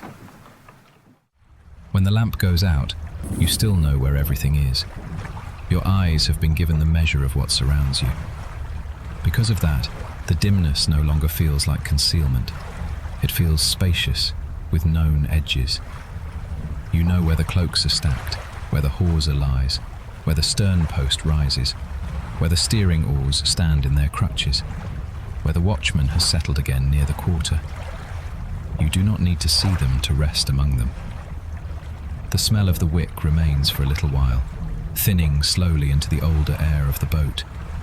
Flax, smoke, then wool, tar, cedar, olive oil, salt. The lamp's brief life leaves that trace behind, and then even that begins to disperse. The sea goes on brushing the hull in the same measured run. Above, the yard gives a low wooden murmur. A rope shifts a finger's width and is still. You lie deeper now without meaning to. The cloak has grown heavier in the pleasant way wool does when your own warmth has entered it fully. One edge presses under your chin. Another lies across your shoulder and upper arm, with enough weight that you stop noticing where your arm ends and the folded cloth begins. Beneath you, the planks are warm at the shoulder blades, cooler by the heels, and every now and then the boat lifts under your spine and lowers again with such steadiness that the motion feels already remembered by the body before it happens. Out beyond the stern shelter, the moon keeps its pale road on the water. You do not need to follow it. The coast, if it is there to one side, remains only a lighter thought against the further dark. No shore sound reaches you just now. No bell, no dog. Only the near things of the galley, each in its place, each making the least sound required by wood, rope, cloth, leather, and sea. The watchman settles once more. A foot finds a known brace. A hand, perhaps, rests against the quarter timber. Then even those traces disappear into the same low pattern as the mast and sail. His wakefulness remains close by, but it no longer stands apart from the vessel's other continuities. It becomes one more part of what carries you, so you let your eyes rest where they fall and close when they choose, while overhead the sail breathes once more, and the steering oars answer in their leather wrapping, and the warm planks under your back continue to give back the day in small degrees, and the galley moves westward through the open night, carrying you on after the light has gone. Chapter 7. Passing pale headlands and remembering Cape Sounion in the moonlight. A shore appears ahead, and off to one side, not suddenly, but as a faint whitening where the dark should have remained unbroken. A headland. You know it before you know its shape. The sailors know it too, though no one says anything, and their silence is part of the knowing. It is enough that it falls where it ought to fall, pale on the proper hand at the proper hour of night. After the lamp has been put away and the last amber trace has left the bronze, the dark returns in a form your eyes already know. It is not empty. The moon has laid enough silver over the water that the line between sea and shore can still be found when land comes near. And from the stern hollow, with the edge of the wool cloak near your chin and the hide windbreak curving at your shoulder, you read the night sea by pale portions, by remembered shapes, by a coast showing itself as a lighter band before slipping back into the broad sheen of the water. The ship keeps to its westward course without hurry. Above, the linen sail rounds and relaxes, rubbed by years of oil and salt into a cloth that gives its sound low and full, more felt than heard. Forward, the oars remain shipped along the thole-pins, dry and still, and because they are out of the water, the hull travels with a different manner, less like labour and more like a long, even yielding to the breeze. Near the quarter, the steering oars continue their muted answer in the crutches, leather against wood, wood against wood, each note so familiar that you do not sort one from another for long. At first you look only upward and outward in fragments through the opening beyond the hide screen, where moonlight lies on the swells in broken bars. Then the headland keeps its place for a while, a long pale back under the moon. Here and there the rock catches more light and a brighter face appears, then dims as the galley lifts and settles. Along the base of it, where shore meets water, there is a narrow line of whiteness where the sea touches stone. Far off, perhaps from some shore hidden behind that pale reach, a sound crosses the water so thinly that you almost fold it into the wind at first. Not a call meant for the sea, more likely a dog from some inland yard, or a bell touched once and then left alone. It arrives reduced by distance until it is hardly more than a shape of sound, and before you can place it fully, it is gone. Yet that brief reaching of land toward water changes the feeling of the crossing. The broad sea remains broad, but now it has signs of people ashore, sleepers and watchmen somewhere beyond the whitening stone. You feel the recognition in your own body before you think it. The shoulders rest more fully against the warm planks. The weight of the cloak settles lower along your side. The mind, which earlier moved from lamp flame to rope creak to the smell of flax smoke, now drifts farther from the boat without losing the boat beneath it. The sea around you grows larger, yet the folded cloaks remain stacked within reach. The coiled hawser with its dry hemp scent, the pitch-dark seams under your back still breathing up sweetness from the cedar and pine. At this distance, the wash along the shore does not sound like surf. You read it by sight alone, by the faint, moving seam that marks the edge of land. Then the angle changes a little, whether from current or from the patient hand at the steering oar, and the headland begins to draw aft, never hurrying, never stopping, only taking its turn among the nearer shapes of the islands. As it slips astern, Cape Sounion comes back as pale stone above dark water, columns holding moonlight for a moment, and then holding it still after many nights have passed. Not a lesson, not a tale, only that same kind of recognition, the eye receiving a coast and keeping it. Perhaps you remember how such shores first looked from farther out, when the sea gave almost nothing away, and then, little by little, a brightness gathered where none had been. A slope under moonlight, her temple front turned pale, a shoulder of land extending farther than expected, and then the understanding that the water between here and there is not strange water after all. It belongs to the same run of islands, the same channels, the same breaths of wind that have filled and eased this sail many times before. The watchman near the stern does not move much. Once you hear the sole of his foot shift against the deck, a measured change of balance as the galley lifts. Once one hand touches wood near the quarter, perhaps the rail, perhaps the loom of the steering oar, and then rests again.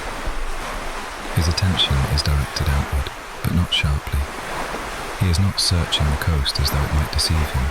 He is keeping company with it, noting what appears where it should appear, what fades where it should fade. That steadiness reaches you more surely than any spoken reassurance could have done. The water along the hull keeps up its brushing line. At the stern, it gathers itself under the counter and loosens again, a repeated sound that has by now become part of your own breathing. Sometimes, when the galley leans a touch more fully into the breeze, the wash lengthens and seems to slide farther along the planks before releasing. Then the vessel rights by a breath, and the sound shortens again. The change is slight, but lying here you feel it with the side of your ribs, with the small of your back, where the deck's stored warmth still comes through the wool. Another stretch of shore appears later, lower than the first, more like a pale thread drawn across the horizon. It could almost be mistaken for cloud, if not for the steadier edge of it. The men aboard do not mistake it. These waters are read by habit as much as by sight. A rise where there should be a rise, a gap where a channel opens, a remembered temple brightness beyond the next dark interval. You find yourself taking comfort not from reaching any one place, but from moving among places already held in memory by the boat and by those who keep her line. The hide windbreak keeps off the sharper edge of the cooling air. The cloak at your throat carries lanolin and salt. Beside the stacked folds of wool, the black-glazed amphora gives back no light, but you know where it is by its cool presence and by the faint richness left from when it was opened earlier. Tar, olive oil, cedar, salt. The smells have settled together so completely that they seem less like separate things than like the proper smell of passage at night. You lie as you are and let the coast do the moving. A headland can pass, a channel can widen, a temple shore can flare once in memory and fade again, and still your back stays on the same warmed planks, your hand near the same rough fold of wool, your ear close to the same pitch seam that gives off its sweet scent after sunset. The world extends itself outward, but your resting place does not alter. The galley glides by another point of land, this one nearer, so that for a little while the wash at its base is easier to make out.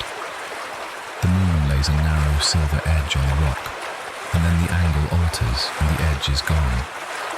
The sail overhead gives a fuller billow as the breeze freshens for a few breaths. The yard murmurs, a line takes strain and then eases, and the boat answers without any jolt, only a longer incline and return. You feel the motion travel through the hull before it reaches you, timber passing it along timber, until it arrives beneath your shoulder blades as a broad, familiar tilt. No one comments on the shore slipping astern. No one needs to. Recognition aboard a boat often stays wordless, especially at this hour, when the work has narrowed to keeping the line and preserving the dark. The men know where they are by the shape of a coast, by the set of the breeze, by the stars when clouds do not trouble them, and by remembered places carried from previous passages. That kind of knowing has no edge to it tonight. It is enough, and because it is enough, your own thought loosens around it. The sea between islands can feel wide in daylight, when every distance is visible and the eye measures too much. At night, it changes character. Distances remain, but they stop pressing forward. A headland appears when it is time for it to appear. A pale shore recedes when the galley has taken its line past it. A temple brightness remembered from another voyage steadies the mind even when unseen. You do not count how far remains. You lie under wall in the stern and feel the route become more familiar than measurable. The watchman shifts once more. perhaps looking beyond the quarter toward the next opening of water. The steering oars answer with that same low note from the leather wrapping. The shipped oars farther forward stay mute along the thole pins, their labour ended for these hours. Above, the sail fills and eases. Below, the hull continues its brushing passage. Around you, the islands keep their places, appearing by pallor, by remembered contours, by the way moonlight catches a slope and lets it go. And after a while, even the pale headlands begin to matter less than the fact that they are known. One passes, then another, each arriving as a lighter band and leaving without remark. And with each one, the mind settles more deeply into the old pattern of sea, coast, and onward motion. Home is present in the practiced reading of these waters, and in the untroubled manner of those aboard who need only keep the westward line. So you remain beneath the cloak, warm along the back where the planks still keep a little of the day, cooler at the brow where the night air reaches in past the hide screen. And you watch one more pale reach of coast slide slowly astern, while Cape Sounion holds for a moment in memory as temple brightness above dark water, and the galley continues on. Chapter 8. Moonlit slopes and Naxian marble shrines appearing across the water. The headland lowers and the sea opens again.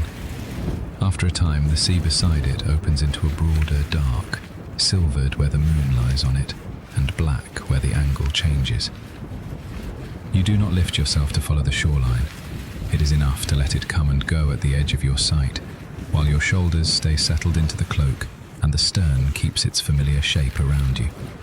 Folded wool at one side, the hawser's coiled bulk at the other, the hide windbreak curving above your temple like a low wall that breaks the moving air and leaves this hollow warmer than the deck beyond. The sail fills once overhead, not with any hurry, only a long roundness and a long easing, and in that slight change, the galley changes angle to the coast. The wash along the hull shifts its note by a fraction. The steering oars answer in their crutches with a muted touch of wood on wood. Somewhere, farther forward, one of the shipped oars gives a dry little settling sound against the thole pins, and then is still again. Nothing aboard is disturbed. Yet the line of land, which had been no more than a pale back under the moon, now offers a few separate heights, a fold, a descending shoulder, and above one slope a brightness that is not water. At first, you take it for a patch of bare rock. Moonlight finds many such places and catches them. But this brightness keeps a shape for longer than rock usually does at such distance. It appears, fades as the galley rises, appears again, and this time you make out a face-like front. Not a face, truly, only the flat, pale plane of worked stone set to catch light. A little Naxian marble shrine on the slope, bright for a moment, then dimmed again as the bow lifts and the angle alters. Then another answers farther along, smaller still. Not a row, not anything arranged for display, only scattered marks of people ashore, each one set where a path climbs or a field edge turns. They show themselves one by one as the boat changes her bearing, each shrine no larger to your eye than a fingernail clipping of moon. And then they are gone again, absorbed back into the hillside. Because they are so far away, they do not draw you out of your resting place. They do the opposite. Somewhere on those slopes there are sleeping houses and embers banked under ash. But all of that remains on its own side of the water. You are under wool, in the stern, with the planks warm under your weight and the smell of pitch rising whenever the breeze shifts. The watchman near the quarter does not remark on the shore. He has seen such pale flashes before and does not need to point them out. You know he is there by the shape of his stillness more than by movement, a darker form among dark forms, and once by the faint scrape of skin over wood as he adjusts his hand near the steering oar loom. The rapping there takes the sound out of the contact. It is one of the things you have come to trust in the night, that even the places where one piece meets another answer quietly. Again the sail fills. Again it lets go a little. The galley's side lifts, then settles, and another shrine appears higher up than the first two. This one a sharper white, as if the marble has kept more of the moon in it. You think of the Naxian slopes by day, bright and cut by paths, stone walls running in angled lines, goats moving among thyme and dry grass. But at night the island gives only these few signs: a pale front, a roofline perhaps, the faint division between slope and sky, and then only darkness where the land continues but no longer catches light. A sound comes across the water so thinly that at first you cannot tell whether it belongs to shore or ship. It is not rope, not mast, not the brushing run of water under the quarter. It reaches you in one thread, pauses, and reaches again. A bell, perhaps, struck once and then once more from some little temple higher inland, or a bronze collar at a goat's neck if some animal has turned in its sleep. Before you can settle the matter, the sound has already loosened and gone. The sea does that with far noises at night. It carries them cleanly for a breath, then not at all. You listen for it again with axe straining. Your ears stay half with the boat and half with the slope. This divided listening has become familiar over the course of the night. One part of you aware of the sail's cloth shifting above, the mast's low complaint as pressure changes, the occasional dry tick from a plank seam as the stored heat leaves the wood. Another part turned outward to coastlines, pale landmarks, remembered temple shores. All the known edges by which sailors make a passage feel less like distance and more like sequence. Island, channel, headland, open reach, another island. Not counted exactly, merely recognized. The shrines continue their appearing and vanishing. One sits so near the line of the ridge that for a moment it seems suspended against the sky. Another is lower, nearly swallowed by the slope, visible only when the moon catches its front and not its sides. They remind you of the brief lamplight from earlier, when the hooded bronze flame showed the curve of the hide screen, the fold of wool, the bronze lip, and the watchman's thumb. Then went out and left those same things to be known by touch again. The amphora beside the cloaks has cooled further with the deepening night. You do not touch it, but you know where it stands by the faint difference in air near it, by the place your hand would meet its rounded side if you reached. Resin still lives in its clay-dark nearness, though the stronger scent now is the deck itself and a breath of salt drying on the wood. The stern remains a place of stored things and learned arrangement, every object where it should be, every edge already known to the hand. Because of that, the distant shore can stay distant. There is no need to think of landing. Another sound comes, and this one is easier to place. A dog, far off and once only. The bark drawn thin by distance until it is almost a crack in the air rather than a voice. Then no second bark follows. The island closes over it at once.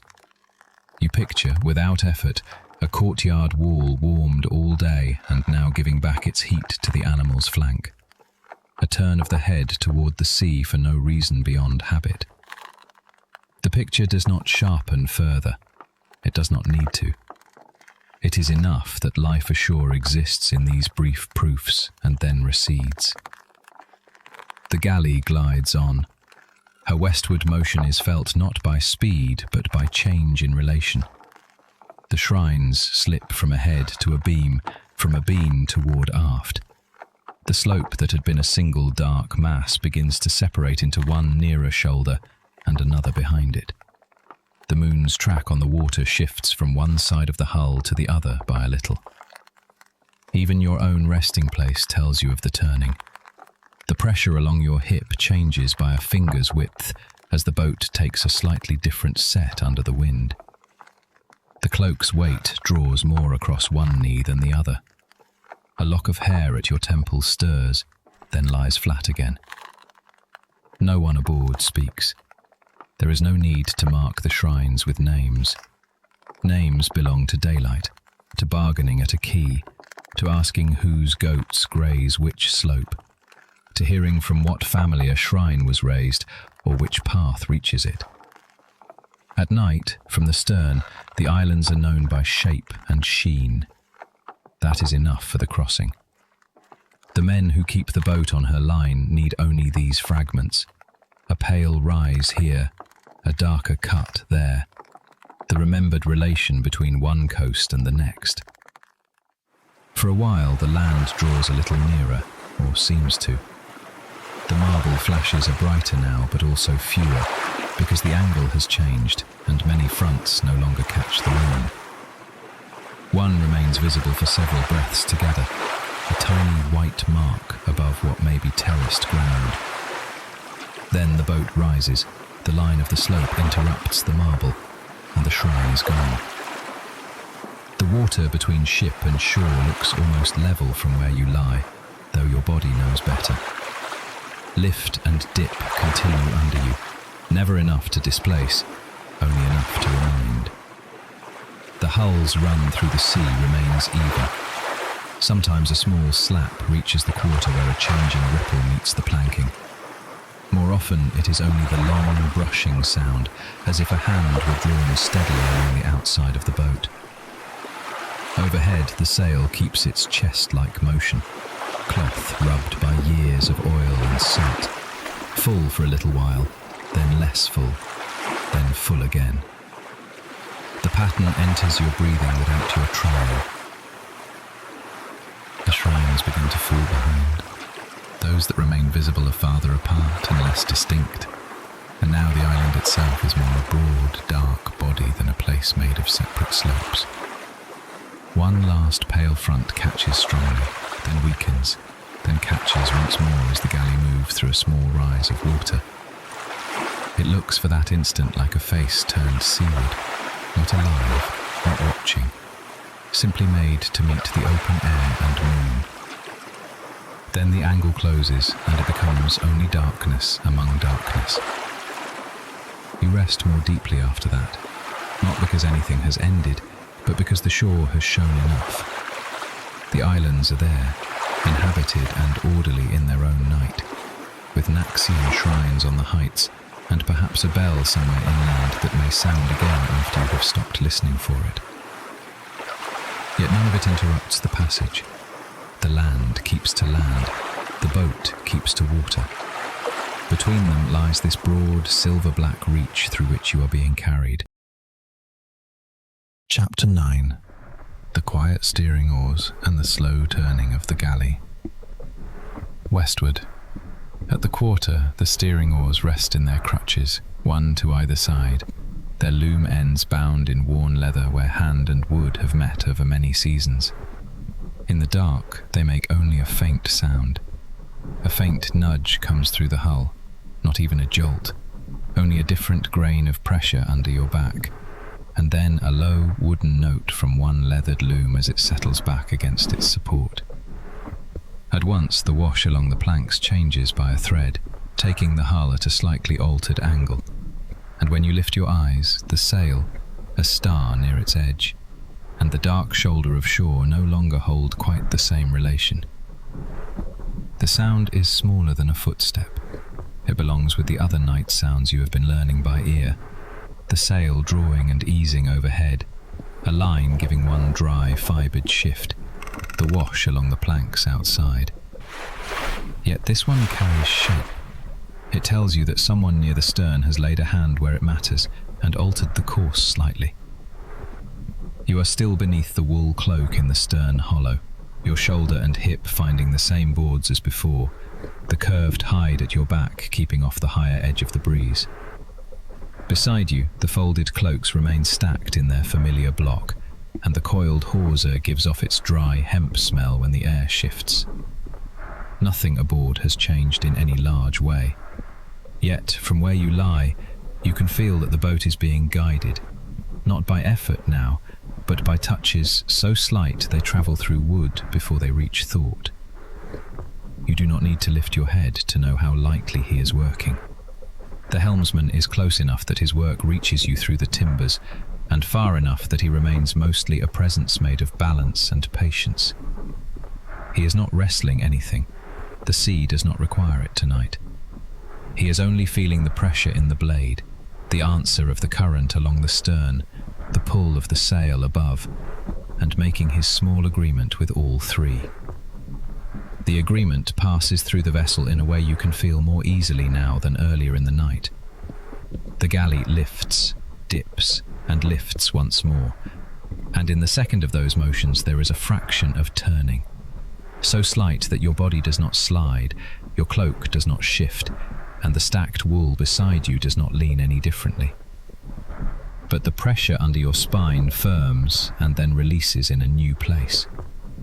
The water at the hull alters its voice by a thread. It had been brushing straight along the side. Now it takes the planks at a new angle and runs aft with a thinner hiss before it breaks away. Above you, a star that had been clear of the sail's edge comes nearer the linen. With the change at the quarter, the sail rounds a little differently. The cloth gathers itself, not more strongly, only more evenly, and the yard gives a low complaint that softens at once into rest. The sound travels down the mast and into the deck, and the deck answers under your spine with that worked wood steadiness you have come to trust. One line somewhere forward takes a little more strain, another gives back the same little measure. Then all of it settles into the new shape as though it had always intended to. With your eyes half closed, you feel this kind of turning more easily than you see it. The planks beneath the cloak tell you first, carrying the pressure of the hull against the water, the long weight of the mast, the mild answering force of the steering oars in their crutches. When you do look up, the proof is there after all, though it comes by degrees. A star that had been just clear of the sail's edge now rests nearer the linen, then drifts free again as the cloth bellies and eases. The darker shoulder of coast off one side draws a little farther away from the quarter than it had before. The moonlight on the water changes its slant, silver laid across the ripples in another direction by no more than a breath. You see how little is needed. The world does not swing around you, it inclines. Near the stern, the watchman and the helmsman share the same part of the deck without speech. It suits the steering too, this habit of doing what is needed with no extra motion. Perhaps the watchman stands with one hand on the hide windbreak for balance. Perhaps he is settled again where he can look past the quarter and judge the line of stars over the low water. You do not sort one figure from the other for long. Their care reaches you chiefly as continuity. No sudden footfall, no bright lamp now. Only the fact that the galley keeps to her course while you remain where you are, covered to the chin. Another correction comes, even smaller than the first. You know it first by the leather. One loom end gives a faint, cushioned tap in its crutch, a muted wooden answer softened by the wrapping. And then there is a brief pressure through the stern as the blade takes the sea. The boards beneath your shoulder answer with the slightest sideways insistence, then let you rest again. Outside, the wash draws longer along the hull before it slips away. Above, a low star beyond the sail shifts against the dark line of shore. The boat inclines a touch, then glides on. The shipped oars farther forward remain where they were laid inboard along the thole pins, dry and salt-stiff and silent, and their stillness makes this steering seem finer still. No bank of rowers drives the hull, no stroke interrupts the water. Wind and current carry the greater part of the work, and at the quarter, a single practiced hand keeps the line from wandering. The breeze freshens for a moment, enough to put a rounder body into the sail. You hear the cloth fill overhead, hear the mast take that weight and answer with a deeper creak, and at once the quarter responds. One steering oar bears a little more firmly. The leather at the loom tightens under the helmsman's grip. Under your back, the deck grows momentarily more intent. Along the planks, the wash quickens and shears away with a brighter hiss. A star near the yard shifts from one side of the sail's edge to the other, while the coast holds off by that same careful margin. The correction is made before the stronger breath of wind has fully passed. By the time the sail eases back, the hull is already running true beneath it. The whole exchange lasts no longer than one full breath under your cloak. The cloak itself has grown heavier with warmth. Your hands, tucked beneath its edge, no longer need to seek a better place. The boards under your shoulder blades have cooled a little since the first part of the night, yet they still keep enough of the day to rise through wool and tunic as stored heat rather than chill. The pitch-dark seams between planks release their sweet tar smell whenever the air curls in under the hide and then goes out again.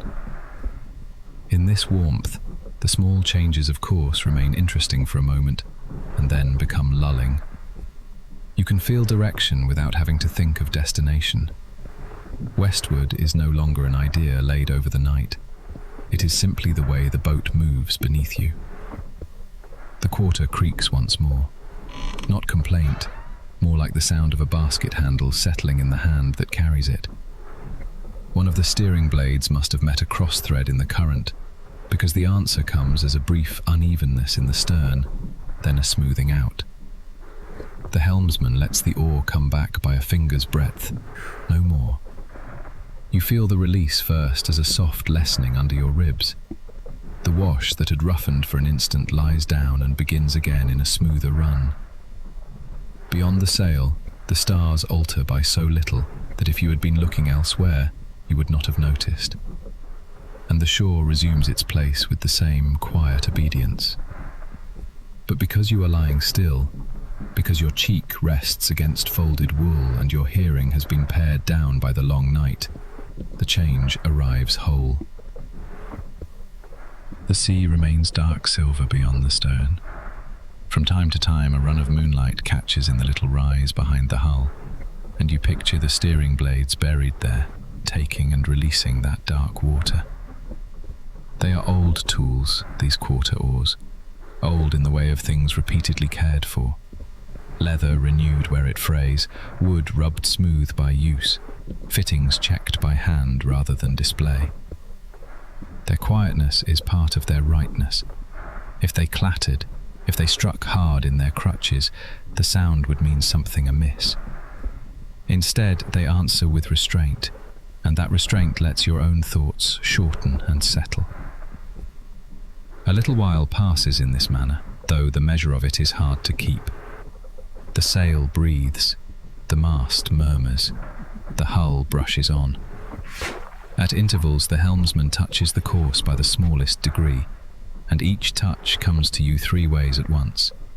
A shifted pressure in the boards under your back, a new shape to the wash running aft along the planks, a changed relation among sail, stars, and the low shore. Yet your own place does not alter. Your shoulder remains against the same plank seam. Your knees stay easy beneath the cloak.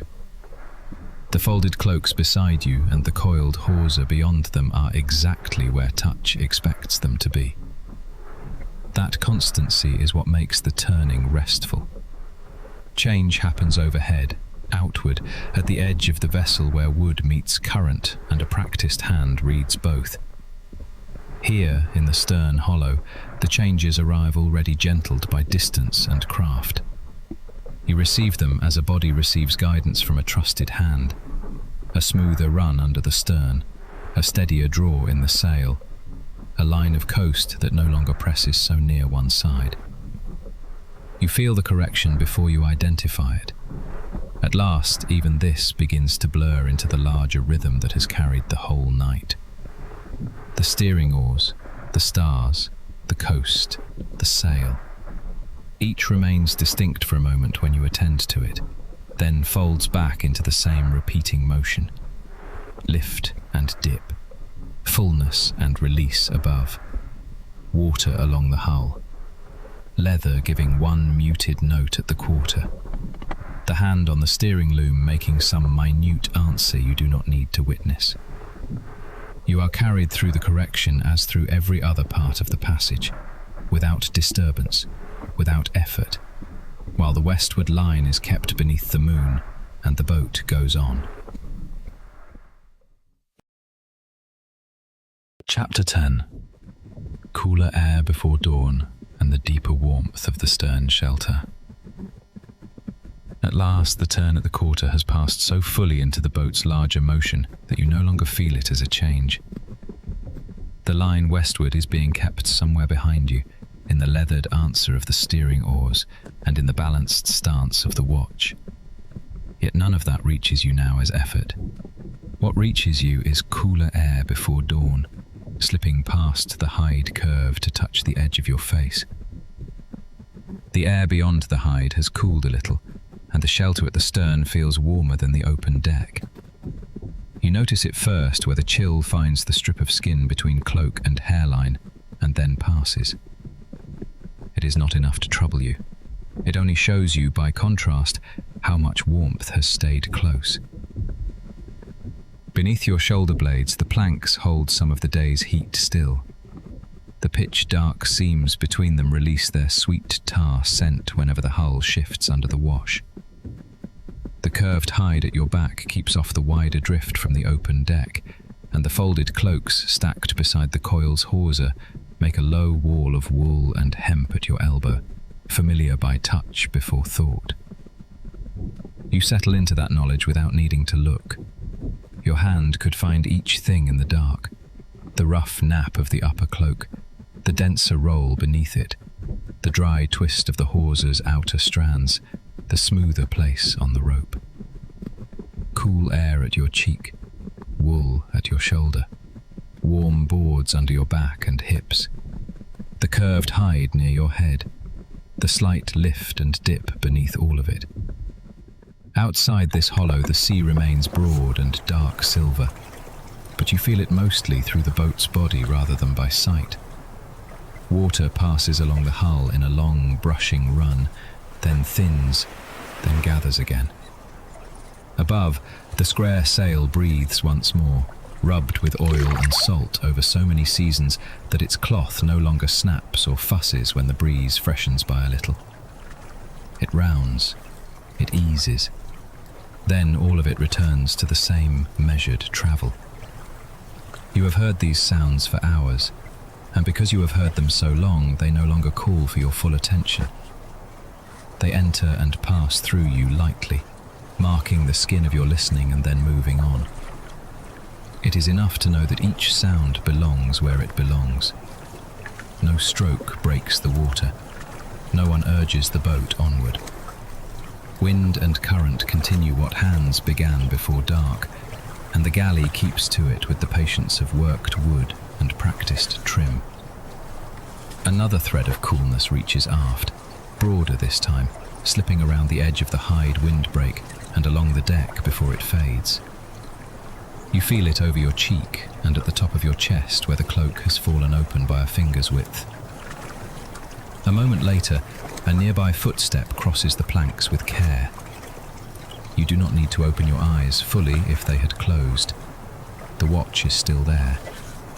He has been there so long that his presence has become part of the stern's arrangement, no more intrusive than the amphora by the cloaks or the stern post at your feet. Fingers find the edge of your wool covering. For a moment they only hold it, gathering the loosened fold between thumb and knuckle. Then they draw it upward, slowly enough that you feel the weight of the cloth shift over your shoulder, the rough nap brushing your neck, the cooler strip of skin at your chest disappearing inch by inch. The wool comes under your chin and is pressed there with a small, practiced tuck, firm enough to stay, gentle enough not to wake you fully. The hand lingers just long enough for the fold to settle into place. The footstep recedes. A leathered loom at the quarter gives one muted note as the helmsman keeps his balance. Then the stern returns to its old arrangement, altered only by that closer line of wool. With the cloak higher, you become aware of your own warmth, collected under hide and wall. Your knees are slightly bent where the deck's narrow space and the coiled hawser beside you have shaped your rest. Your feet have long since found a comfortable angle against the plank seams. One shoulder lies flatter than the other because of the rise of a timber beneath the wall. And instead of correcting it, you let yourself sink around it. The small of your back receives the boat's motion more than any other part of you. A repeated upward offering and release that has grown so regular, it scarcely feels like movement now.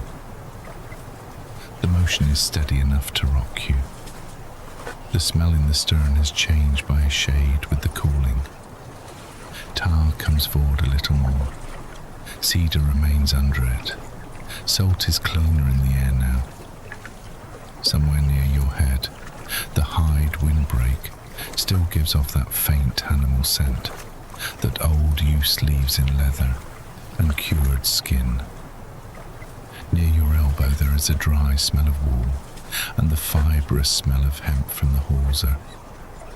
Earlier the black glazed amphora was unstoppered and sealed again, though the resin cork is firm now. A trace of olive oil still rests in the shelter. These impressions gather into one known air. The sea is no less wide than it was when the moon stood higher, but your concern with its wideness has thinned. A small wooden tick sounds beneath you as one plank settles. It is the kind of sound you know now at once. Not a crack, not strain, only settling. The mast answers much farther forward with a rounder creak. The breeze has eased, or the angle has altered by less than you could show with your fingers. Either way, the result reaches you as a softened pressure in the air above, and then the same steady, onward passage resumed. If you open your eyes, the moonlit water beyond the stern is still there, broad and pale where it catches light, black where it does not. But you do not keep your eyes open for long. The outer shapes have become less compelling than the warmth beneath the cloak. The shrines that gleamed on distant slopes earlier, the remembered temple shore of Cape Sounion, held in sailors' minds as one more pale measure of known water. The headlands and low coasts that have passed and gone astern, these remain somewhere in the night around you, but farther off now, as if they belong to the watch rather than to your own thoughts. Familiar water is enough. The watchman shifts once near the quarter, not a full step this time, only the change of weight from one foot to the other. You hear the slight brush of skin or cloth against the steering loom's worn leather wrapping. He is still keeping the boat's easy line. It is enough to know that someone remains awake within the same small span of deck. Someone who has already touched mast and sea in thanks, and has gone on through the hours in that same unspoken order. His wakefulness has become less a figure than a steadiness near at hand. You let your jaw unclench without having known it was held. The tongue rests lower in your mouth. Your shoulders spread another little against the planks. Under the cloak, the muscles along your thighs loosen where they had kept some hidden remnant of readiness, and your knees sink outward by their own weight. The boat receives each release without comment. Nothing shifts dramatically. The stern does not change shape around you, yet the fit grows better. Your body stops resisting the shape of the deck. Again the cooler air reaches in, but now the tucked wool turns it aside. It brushes the outer surface of the cloak and goes no farther. You feel your own exhalation warm the cloth near your lips and then fade. The pattern repeats, breath within more, air beyond hide, water at the hull, sail above, a low murmur from rope. Then time passes in a way you do not count. Your hand grows less alert at the skin, more willing to rest in one place. The grain of the plank, which you could have traced earlier, becomes only a broad texture under your fingers. The seam of pitch beside it is a smooth, dark line your hand no longer needs to test. You keep one forearm bent near your chest, the other lower by your side, and even these positions matter lack and less. If a shoulder numbs, it does so kindly, as if the wood has taken part of your weight for itself. The boat rises. The boat settles. The stern gives its familiar answer.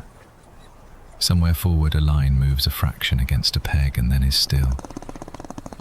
The sail fills a little more fully, then lets go. Water runs the length of the hull with the same brushed sound you have heard since first lying down under the cloak. Nothing new comes of any of it. That is the comfort now. The night does not need to offer another sight, another coast, another thought. It only continues, and the continuation itself is enough. You feel the westward passage less as distance than as duration, as this hollow persisting while the sea changes around it by shades too small to matter. Home is present in the practiced order of the boat, in the way the cloaks are stacked where a hand can find them, in the resin-sealed amphora kept close and upright, in the hide windbreak curved to break the chill before dawn, in the leather wrapping on the steering oars where palms have worn it smooth. All of it says the same thing in the language of use. This night crossing is known. Others have lain here. Others have slept while the watch kept on and the sail breathed overhead. The water ahead is of the same kind as the water already past. So you let your attention draw inward again, not sharply. The moon remains somewhere beyond your closed eyes. The quarter remains manned. The sea remains calm against the hull. But these are no longer things to watch. They are conditions in which you rest. The cloak lies close at your throat. The folded wool beside you forms its low, familiar ridge. The hawser keeps its place against your elbow. Beneath your back, the planks still hold a little of the day. The hide curves around the stern and keeps the colder reach of the open deck to the outer face of your covering. Lift and dip continue under you, slower than thought now, and your body follows without instruction, settling more deeply until your cheek rests cool above the tucked wool, and your breath leaves a small, damp heat in it before dawn. Chapter 11. Drifting between water sounds and sleep as the hull carries you on. Lift and dip continue under you, slower than thought now. The motion grows smaller in your mind. The boat rises, the boat lowers. Not by much, only enough for your back to register the change through the warmed planks. Enough for the wool across your chest to settle by a finger's width, and then ease again. The curved hide at your shoulder keeps its shape. The folded cloaks beside you keep their low ridge. The motion comes and your body answers before you have noticed it. Water goes by the hull in the same long way it has all night, but you are no longer measuring it against anything. Earlier, you could have told one sound from another, the wash along the side, the sail filling, the steering oar giving a leather-muted note in its crutch, a rope shifting half a turn where strain changed overhead. Now each one reaches you and joins the others before your mind can set them apart. A brush of water under the stern, a low release from the sail, a faint wooden answer from mast or yard. Then again, Not repetition exactly, because the sea never makes the same line twice, and cloth never settles in just one fold, but near enough that the difference no longer matters. The planks under you have cooled a little more since the middle of the night, yet they are still warm where your shoulder blades and hips have rested. You feel the grain through the cloak and through the tunic beneath it, not sharply, only as a broad firmness with small ridges worn by feet, by cargo, by years of salt and sun and bare heels crossing the deck. Between the boards, the pitch-dark seams breathe up their sweet tar smell whenever the boat gives one of its slower rises. You do not wish to separate it from the rest. It has become the smell of this place where you are carried. Above, the linen takes in the night breeze and lets it go. It rounds. It eases. The sail has done this for so many hours that your breath has long since begun to follow it without trying. A little fuller through the chest when the cloth draws, a longer letting go when the yard relaxes and the ropes settle back into their own weight. Overhead there comes the low, fibrous murmur of line against line, then the dry, shaped complaint of wood where mast and yard meet and answer one another. Nothing in those sounds suggests strain. They are the notes of things that fit, things rubbed by use into a familiar accord. Somewhere aft and a little beyond your sight, the steering oars remain where they have remained all night. Their loom ends wrapped in worn leather, so they speak only in brief, rounded sounds when the quarter shifts against them. You hear one of those sounds now, then not again for a long while. The helmsman must have touched the line of travel by less than a hand's breadth. Enough to keep the westward course easy under the breeze, not enough to send any message through the hull, but a slight change in the water's brushing run. As you are, you only register that the boat has entered a smoother reach. The sea under the galley evens. At first, it is only the absence of one cross movement that had been there before, a tiny side-to-side hesitation beneath the larger rise and fall. Then, after several breaths, even the lift itself grows more regular, as if the water here has laid itself into longer folds. The stern no longer gives that occasional small nod after the main swell passes. Instead, it rises in one piece, settles in one piece, and glides onward through the dark silver surface with a steadiness so complete that your limbs grow heavier against the deck. Your knees loosen. The small of your back gives down more fully to the planks. Your neck finds a better weight in the bundled edge of cloak beneath it. The boat has not stopped moving. It has become steadier. The wash along the hull lengthens and smooths.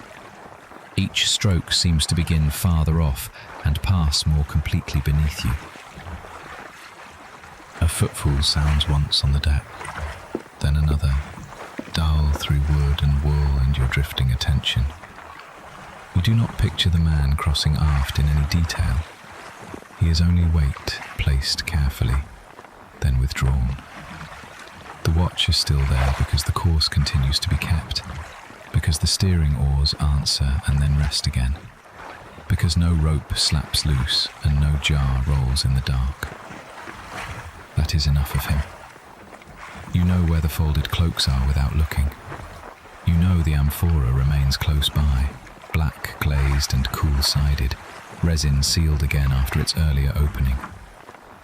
You know the shipped oars lie farther forward along the thole pins, dry with salt and silent, their labour done for the night. Their continued place aboard is part of what lets thought loosen. The wool at your throat has shifted lower by a little. After a time, a hand reaches from somewhere near your shoulder and draws the edge back up, then is gone. The patch of even water continues. Because the motion has become so regular, sounds seem to travel farther within it. The wash along the hull stretches into longer strokes, each one beginning near the quarter and drawing past beneath you before thinning away astern. Between those strokes comes the faintest pause, not empty, only less full. and in that narrow space you hear the mast answer the yard with a low wooden note. Then the sail releases a little. Then the water begins again. The pattern is simple enough that you stop following each sound to its end. A sound begins, and before it ends you are already elsewhere. Not in another place, only in a softer part of the same place. You find, now and then, that you have lost track of whether your eyes are open. Moonlight still reaches the stern in diminished bands around the hide windbreak, enough to silver the edge of a board, enough to pale the upper fold of the cloak beside you. But the difference between seeing and not seeing has narrowed.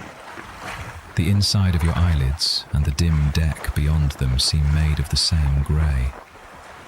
The sail overhead is known by its breathing more than by its shape. The sea is known by pressure and sound more than by sight.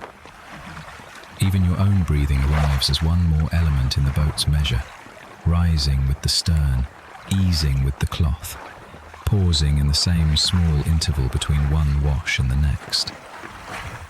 Your body grows broader against the deck as sleep approaches, as if your weight has spread from shoulder to shoulder and from hip to heel. The boards support every part that meets them. The wool across your chest keeps enough warmth that the cooler air beyond the stern shelter never reaches farther than your face and the bridge of one hand. Your fingers, curled near the coiled hawser, uncurl a little. The rope's dry surface stays where it is, a small certainty against the side of your hand. Beneath your knees, the cloak has bunched into a thicker fold. Beneath your lower back, the planks remain firm and faintly warm. There is nothing to aside now. The place your body has made for itself in the stern has already been made. Again the sail rounds. Again it eases. Again the water brushes by. These are not events any longer. They are the way the night continues. Thought still comes, but in shorter spans. A remembered pale shore, a marble front on a hillside, the smell of olive oil when the Amphora was opened, wet fingers touching mast, then sea when the watch changed. Each memory rises as lightly as the stern itself and sinks back just as lightly, without leading anywhere. The Galley keeps its westward line through the Aegean, and westward is simply the boat's course now. You lie within the stern shelter and incline with it, not by effort, only by being born. If stars have shifted above the yard, that shift belongs to the same untroubled measure as everything else. If the coast has fallen farther away, or drawn a little nearer, it does so beyond the edge of what you need to notice. The watch remains somewhere close enough that the boat continues in order. A line murmurs once and rests.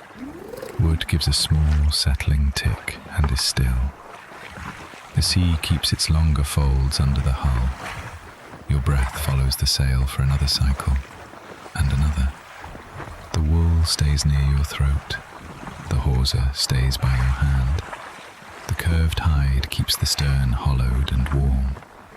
Beneath you, cedar and pine rise and lower, carrying you on through the dark water, through the even water, through the long, uncounted stretch before dawn, carrying you on. Chapter 12. Letting the Galley carry you home. Through the last quiet hours of night, beneath the wool, you have almost stopped sorting one sensation from another. The cloak lies with its familiar weight from shoulder to ankle, a little rough where it touches your throat, warmer where your breath returns to it. Under your back, the planks still keep some of the day, though less now than before, their warmth drawn down into something steadier and deeper, as if the pine and cedar have given up heat slowly all night and are content with what remains. The seams between them, dark with pitch, release that sweet tar scent whenever the air shifts under the hide at your side. Your hand, when it loosens and settles again, finds the same things it has found for hours without needing to look. The edge of a folded cloak, the dry twist of the hawser, the smoothness of a worn board. The boat goes on. It lifts, it lowers, it lifts, it lowers. You no longer follow each rise all the way through. Somewhere between one breath of the sail and the next, between one brushing run of water along the hull and the next, the motion has become larger than attention and smaller than thought. It reaches you through the deck, through the wool, through the place where your shoulder rests against the boards and the place where your heels have grown warm. The stern remains a hollow of stored heat beneath the curved hide, and beyond that hide, the night sea keeps its long, silver-dark level, broad and even, with no break in it sharp enough to call you back into full waking. Above, the sail still works in its old way. The linen, rubbed by oil and salt through many seasons, rounds when the breeze freshens and eases when it falls away, and each change comes down through mast and yard as a note you know before you hear it. A line gives once under strain. Leather at the quarter answers with a low wooden murmur where the steering oar rests in its crotch. Then all of it settles again into the same measure. You do not need to name sail, rope, mast, yard. They have gone back into one joined sound, one lived-in sound, the sound of a vessel making a night passage under care. The oars remain shipped inboard along the thole pins, dry with old salt, absent from the water. You can feel their absence as much as you ever felt their labour. No dipping, no catch, no pull travelling the length of the hull. Only wind and current, and the long-learned line westward between islands that know this traffic of night and moon and familiar keels. Earlier, when you still kept track of one headland and then another, one pale temple shore remembered from another, distance had shape. Now it has become gentler than shape. Home is not a place you are measuring toward. It is more like warmth in the planks, more like the way the stern fits your body after so many hours, more like a known coast beyond sleep. A footstep comes once from somewhere forward, then another, felt more through the timber than heard. It does not come near enough to matter.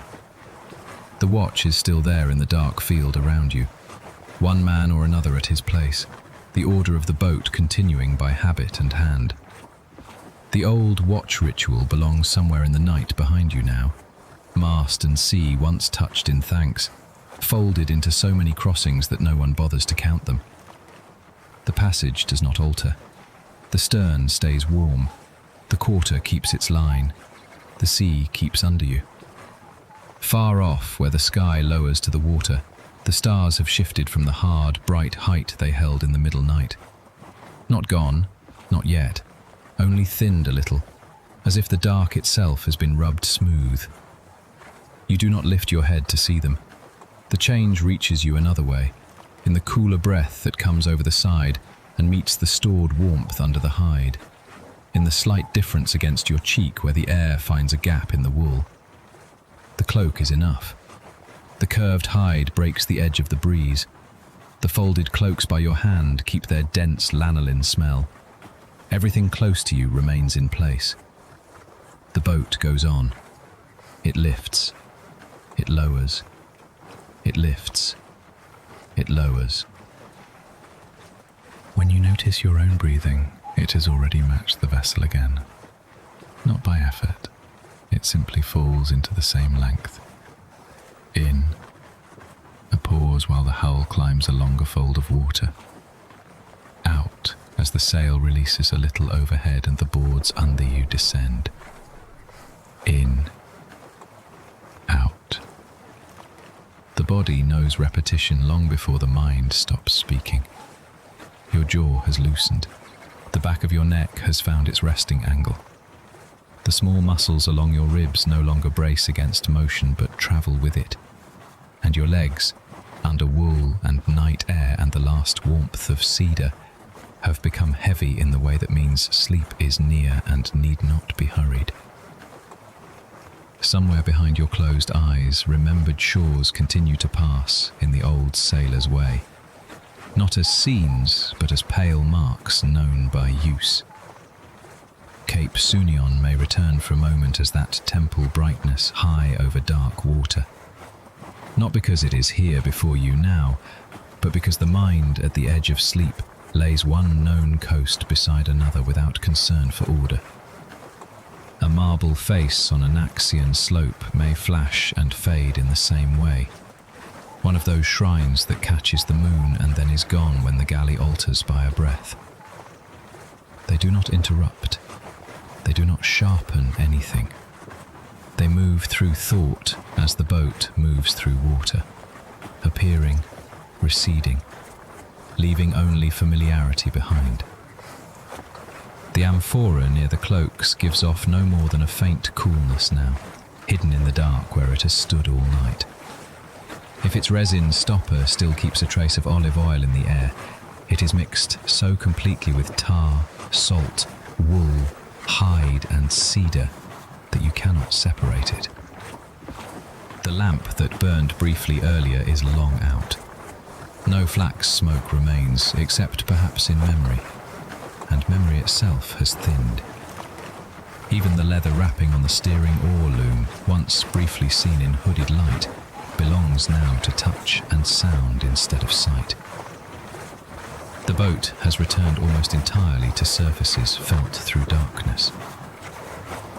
A small change in course may come. If it does, it comes as little more than a different angle in the wash along the planks, a new slant to the sail's pull, a star moving from one edge of awareness to another. The helmsman will have made it with his hands and shoulders and the pressure of his feet. Leather answering wood, wood answering water. You need not rise into that knowledge. It passes under you and through you without disturbing the place where you lie. Direction remains, but urgency has gone out of it. Westward is no longer something to think about. It is simply the way the boat is leaning into the dark. The sea remains even. No slap against the hull, no sudden gust, no jar from beneath. Only the same broad folds receiving the galley and giving it on. Water runs along the side with a long brushing sound and falls away astern. Then another. Then another. If you listen closely, each one is slightly different where it meets the planks, where it draws past a seam, where it leaves the stern post. If you do not listen closely, they are one continuous passing, a single thread of sound unspooling into the dark behind you. You have nearly stopped deciding whether you are awake. The wool at your throat rises and settles with your breath. The board under your shoulder is firm and warm. The hawser's coil touches the back of your hand where your fingers have opened. The hide curves over part of the sky and leaves the rest to moon and paling stars. Above that, the sail fills. Above that, it eases. The mast gives one rounded note. A rope shifts half a finger's width and rests. Water brushes by. The quarter answers. Then again, sail, wood, rope, water. Then again. Then again. If a shore dog calls from some unseen village above a cove, the sound arrives too thin to place and is gone before it can gather shape. If a bell from a shrine touches the water and reaches the boat, it does so as likely as a change in wind. These things may happen, or may already have happened an hour ago and drifted into sleep. They do not ask to be kept. The islands remain around you in their own darkness, with their slopes and paths and sleeping courtyards and stone faces turned pale by the moon. But they stay at their proper distance. You remain in the stern, under wool, on the warm boards, carried between them.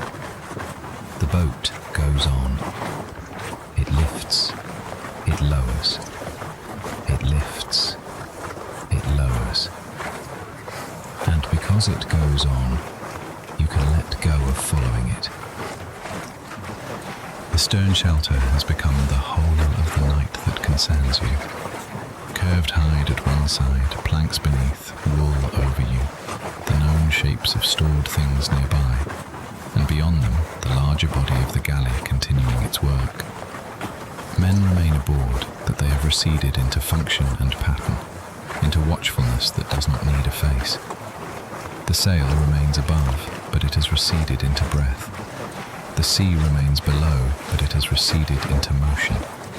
Even home has receded from thought and come nearer in another way, not as harbour stones or morning voices, not as rope cast ashore or keel touching sand, but as this deepening willingness to be carried the rest of the way without counting. You lie where you began, though more completely now. The deck has shaped itself to your weight. The cloak has found all its folds. The coolness before dawn reaches the edge of the shelter and stays there, while the warmth gathered in wood and wool and hide remains with you. Your breathing follows the sail. Your pulse follows the water. The boat keeps its line through the last dark hours, and the dark hours keep thinning so slowly that the change cannot be measured. No arrival is needed. Only this continued passage, this rise and lowering under your back, this brushing water, this old linen breathing overhead, this quarter held true by practiced hands, this stern hollowed by hide and warmed by planks and wool. You can drift farther from the names of things now. The hawser need not be hawser. The sail need not be sail. The watch need not be watch. They can return to weight, warmth, creak, breath, motion. The galley carries you westward. It carries you through the broad, silver-dark water. It carries you beneath the cloak, over the warm seams, under the fading stars. It carries you while the islands remain where they are, and while the sea keeps its long folds, and while the last hours before dawn pass without haste. It carries you on. It lifts. It lowers. It lifts. It lowers. And it keeps going.